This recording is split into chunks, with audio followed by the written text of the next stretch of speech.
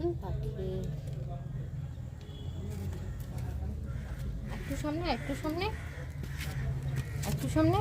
হ্যাঁ, টুটুন পাখি নিজে নিজে পারবে পানি খেতে। আর একটু সামনে, আরেকটু আরেকটু আরেকটু আরেকটু আরেকটু আরেকটু আরেকটু আরেক পা, আরেক পা। হ্যাঁ হ্যাঁ, এইবার এইবার এবারও হয়নি। আচ্ছা, এই যে, এই যে, হ্যাঁ, এই যে, দেখো তো। হ্যাঁ, নিজে নিজেই। আচ্ছা, নিজে নিজে খুঁজে পেও খাবার, খুঁজো। টুটুন পাখি, টুটুন পাখি।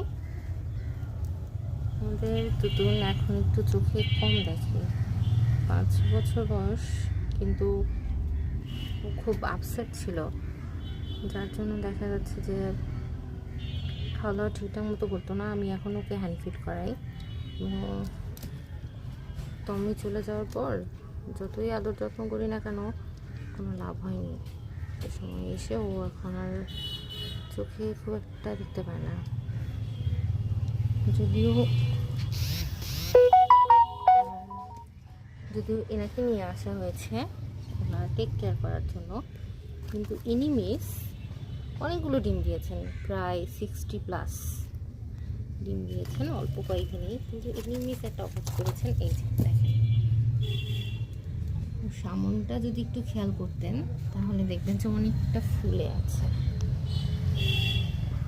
ইট আর ইটের ছোট টুকরোগুলো খেয়ে খেয়ে এই অবস্থা। আমি জানি না ওকে কীভাবে সুস্থ করব।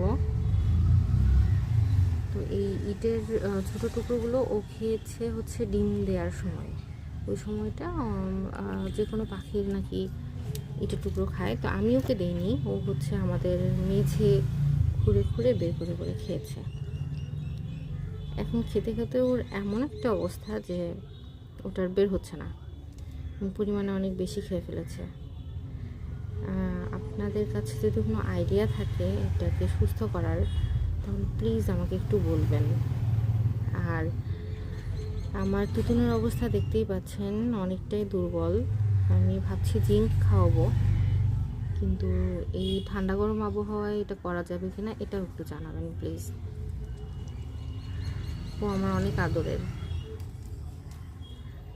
এই যে যেমন ওর মাথা ঘুরে যায়।